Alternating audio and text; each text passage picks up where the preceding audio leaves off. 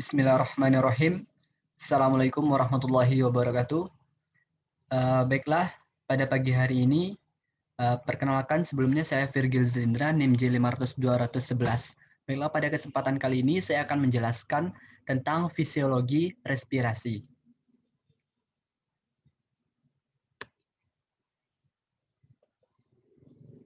Nah, ini contoh salah satu dari kota Surabaya.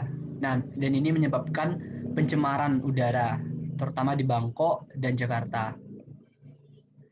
Adapun topik pembahasannya fungsi respirasi, anatomi sistem respirasi, ventilasi pulmonal, sirkulasi pulmonal, pertukaran gas, transportasi oksigen dan karbon dioksida di dalam darah dan jaringan, dan yang terakhir adalah pengaturan respirasi. Ada fungsi utama respirasi, yaitu sebagai pertukaran oksigen masuk dan karbon dioksida keluar. Kemudian yang sekunder adalah regulasi pH, pengendalian suhu, eliminasi air, dan fungsi bicara. Di dalam sistem respirasi ada 4 hal penting yang harus kita ketahui. Yang pertama adalah ventilasi. Apa itu ventilasi? Yaitu pergerakan udara masuk dan keluar paru. Kemudian yang kedua adalah respirasi eksternal, yaitu pertukaran gas antara udara paru dan darah. Dan yang ketiga adalah transport oksigen dan karbon dioksida pada darah. Dan yang terakhir adalah respirasi internal, yaitu pertukaran antara gas di dalam darah dan jaringan.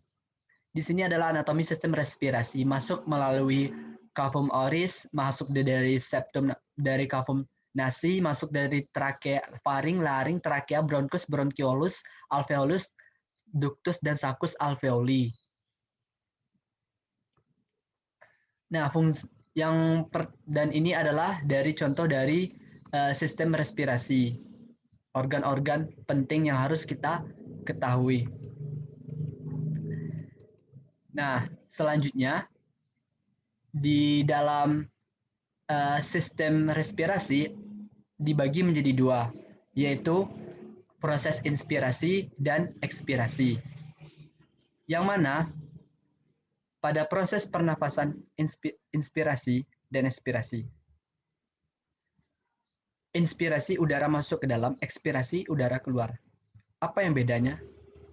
Pada proses inspirasi, selaiganya akan keluar dan ke atas, diafragmanya turun ke bawah, dan volume intertoraknya meningkat dan sedikit menurun. Dan akan berubah ketika udara masuk. Dan sebaliknya, pada teks ekspirasi dan inspirasi ada otot-otot utama yang berpengaruh, yaitu diafragma dan musculus intercostalis externus, beserta otot tambahan, yaitu musculus sternocleidomastoideus dan scalenus. Kemudian, di dalam otot utama, diafragma, nervus phrenicus, dan musculus intercosta externus.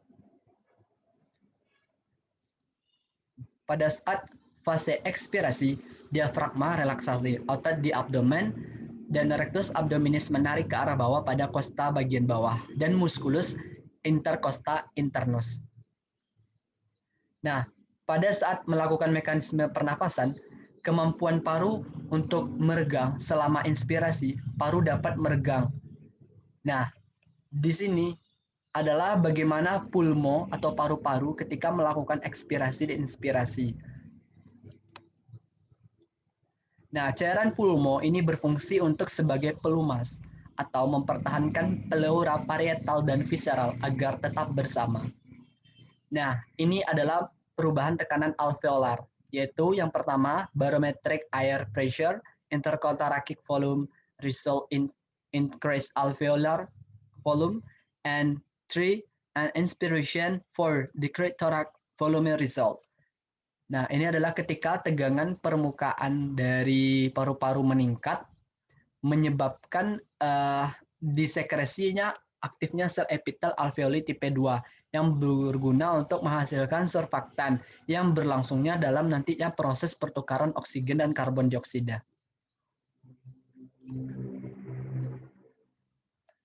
Nah, di sini adalah compliance yang sering terjadi di dalam paru-paru, yaitu seperti endema, respiratory distress syndrome, fibrosis pulmonari.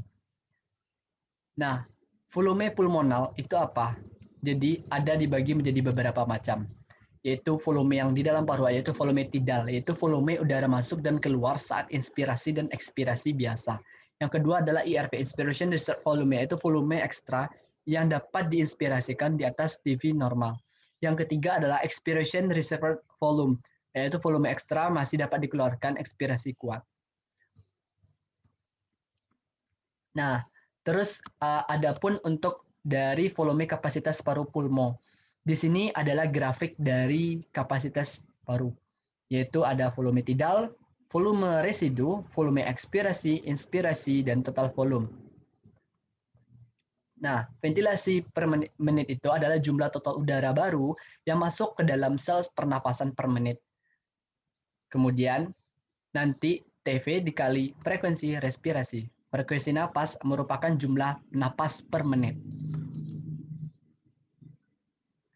Nah, zona respirasi itu nanti akan terjadi pertukaran gas antara udara dan darah. Dimulai dari yang mana nantinya adalah bronchus respiratoris, ductus alveolaris, saccus alveolaris, dan alveoli. Dan yang mana oksigen akan berpindah dari alveoli menuju darah. Dan kemudian mereka itu akan masuk dan meninggalkan kapiler. Dan karbon dioksida akan menuju ke kapiler. Beginilah dari perubahan tekanan parsial gas. Nah, di sini ada penjelasan kurva tadi. Pergeseran kurva ke kiri terjadi karena peningkatan pH, penurunan karbon dioksida, yang mana temperatur sebagai hasil peningkatan kemampuan hemoglobin untuk meningkatkan oksigen. Kemudian, bagaimana dari proses transport karbon dioksida? Nah, di sini adalah proses transport karbon dioksida yang mana mereka itu akan melewati darinya, yang mana untuk pembagian dari struktur area respirasi ini ada dibagi menjadi beberapa macam, yaitu pneumatic center, pons, apneurotic center, dan respiratory rhythm center. Yang mana di sini adalah fungsi untuk kemoreseptor, untuk mengatur area respirasi yang ada di batang otak. Kemudian di sini ada modifikasi limbik yang mana menyatakan posisi kita di mana. Nah, gitu. Sekian, terima kasih. Assalamualaikum warahmatullahi wabarakatuh. Oke, biar saya baca dulu.